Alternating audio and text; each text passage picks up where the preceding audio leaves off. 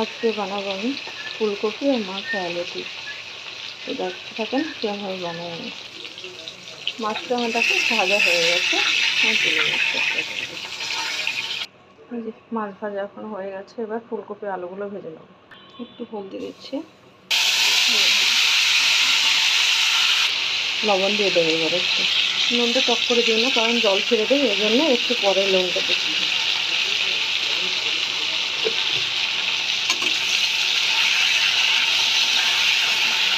আজকে ফুলকপিটা হবে আদা আর পেঁয়াজ বাটা দিয়ে। তো পেঁয়াজ আমি বেটে নিচ্ছি, এখানে আদা টমেটো কেটে রেখেছি। ফুলকপিগুলো আমার ভাজা হয়ে গেছে, আমি তুলে নিচ্ছি। এবার দিয়ে দিচ্ছি জিরে ফোড়ন, তেজপাতা।